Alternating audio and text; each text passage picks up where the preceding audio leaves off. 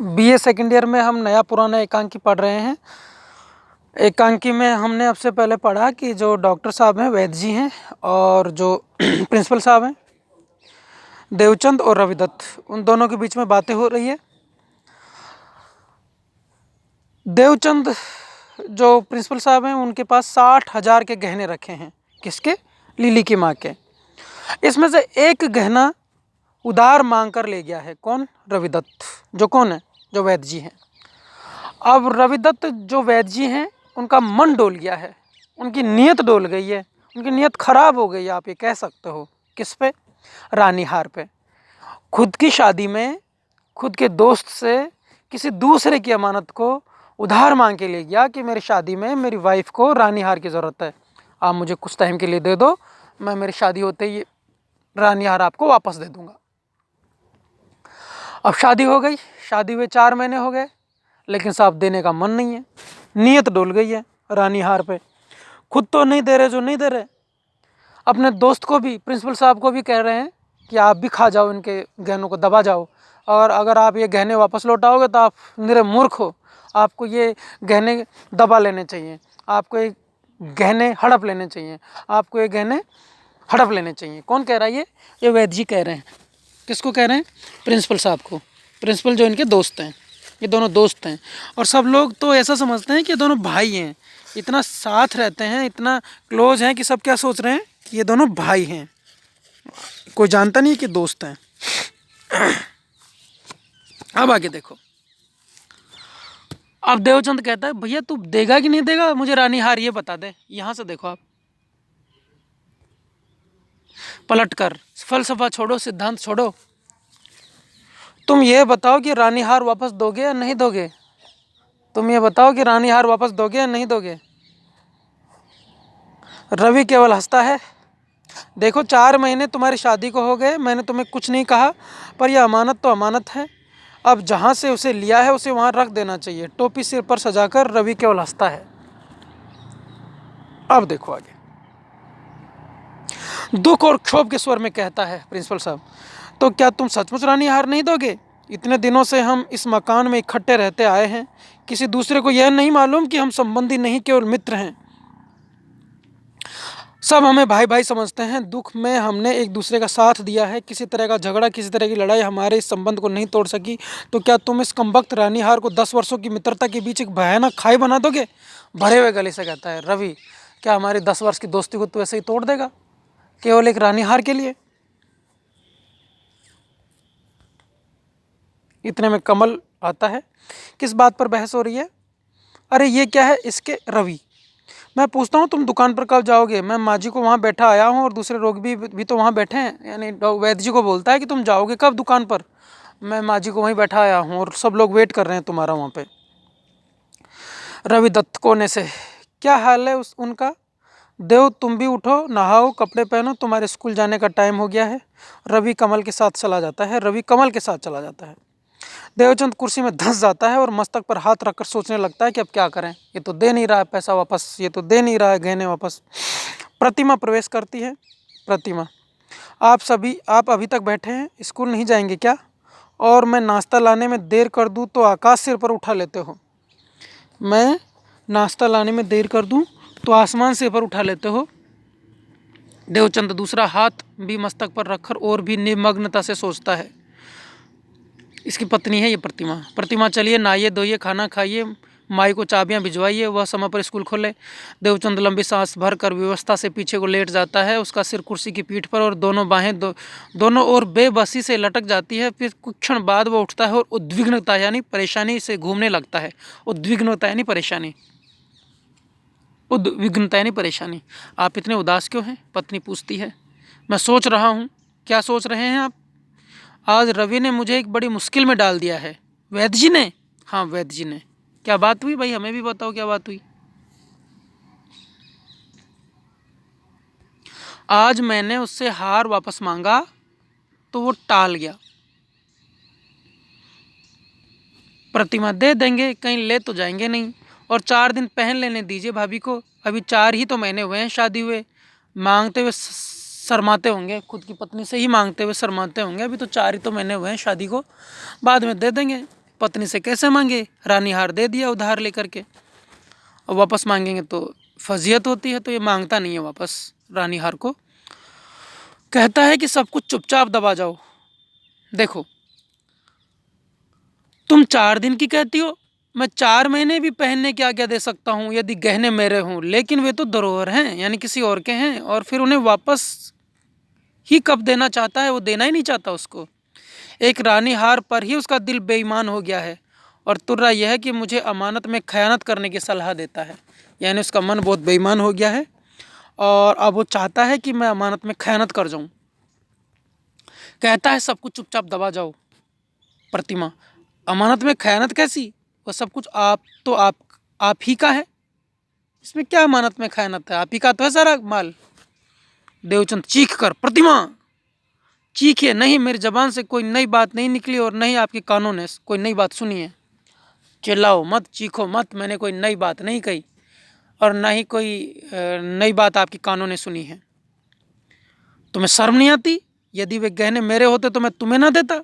तुम्हें याद होगा तुम बलदेव की शादी पर जा रही थी और तुमने इशारा भी किया था, केवल एक लॉकेट मांगा था, पर मैंने तुम्हें वो एक तीली तक को हाथ नहीं लगाने दिया था। तुम्हें याद है ना कि मैंने तुम्हें ही नहीं दिया था, एक तीली को हाथ नहीं लगाने दिया था, ये अमानत है ये। हाँ, मैं आपकी कौन होती हूँ, लेकिन याद है जब वैद्य जी ने मांगा था तो सबसे भारी गहना उठा कर दे दिया था। इसने पकड़ ली बात कि वैद्य जी ने मांगा था तो सबसे बड़ा गहना दिया, मैंने मांगा तो मुझे नहीं दिया।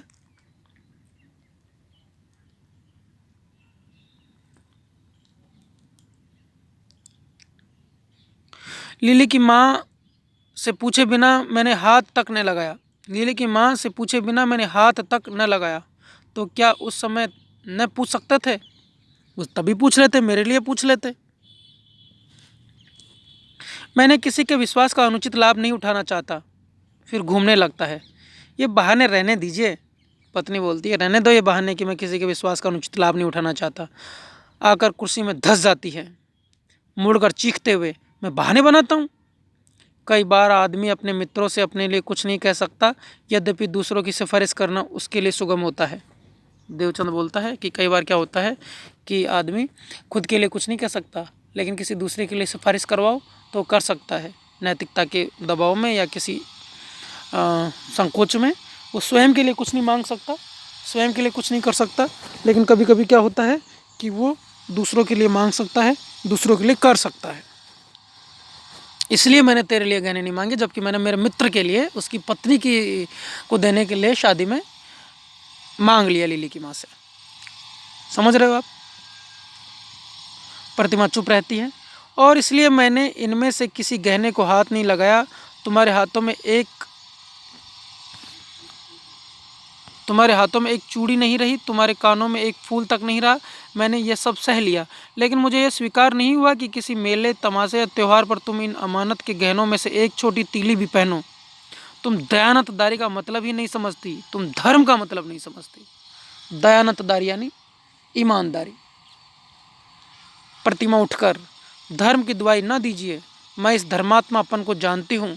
एक स्त्री अपने 50-60 हज़ार के गहने एक दूसरे पुरुष के हवाले कर देती है, उसके लिए जान तक कुर्बान करने के लिए तैयार रहती है। वो उसकी रिश्तेदार नहीं है, नातेदार नहीं है, कुटुंब कबीले में से भी नहीं है। क्या है, कौन सा धर्म है ये? देवचंद चीखता है, तुम कहना क्या चाहती हो?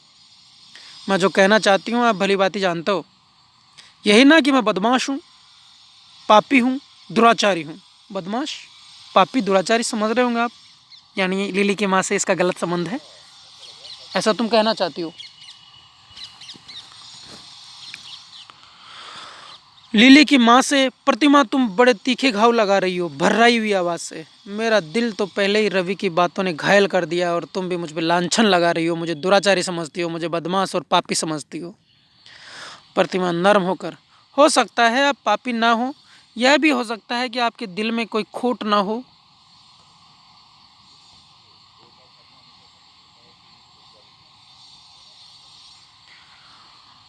पर मैं ये कभी नहीं मान सकती कि उसके दिल में कुछ नहीं है। हो सकता है तुम्हारे दिल में कुछ नहीं हो, लेकिन मैं यह नहीं मान सकती। देखो अब इसके चक्कर में नहीं आया ना ये रविचंद, देवचंद, तो अभी उस औरत पे लांछन लगा रही है, उस पे ये इल्ज़ाम लगा रही है कि हो सकता है तुम्हारे दिल में ना हो, तुम पापी ना हो, लेकिन मैं ये नहीं मान सकती कि उसके दिल में कुछ नहीं है।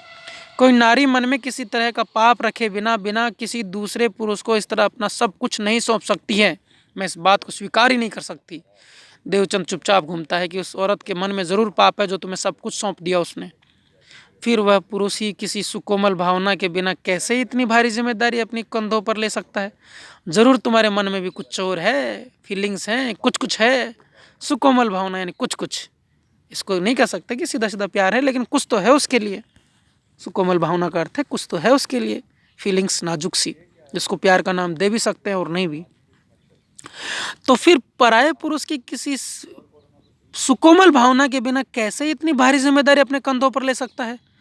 धोखा हो सकता है, चोरी हो सकती है, चीज़ इधर से उधर हो सकती है, और अब तो मुझे और भी संदेह है कि यह सब एक दिन होकर रहेगा। और फिर ऊंची आवाज़ में, हमारी बिसात ही क्या है, औकात ही क्या है, हम उम्र भर कमाते रहें तो भी इनमें से एक चीज़ की कीमत भी नहीं चुका सकेंगे, और आप क्या यह सब जानते नहीं हो? बताइए, मैं इसे क्या समझूं? देवचंद घूमना छोड़कर, मैं सब गहने वापस कर दूंगा। आप? मैं आज ही सब कुछ वापस कर दूंगा। कौन कहता है? देवचंद।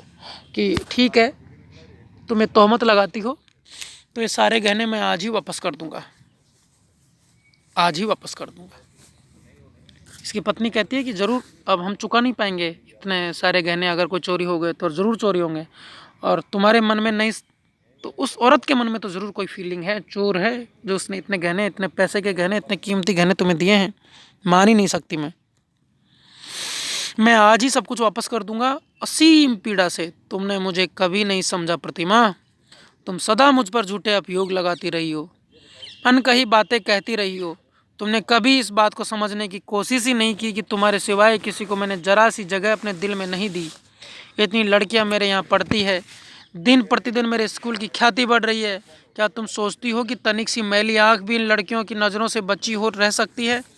किंतु भटके हुए पक्षी सा तुम्हारा संदेह कभी इस डाल पर तो कभी उस डाल पर बैठा करता है।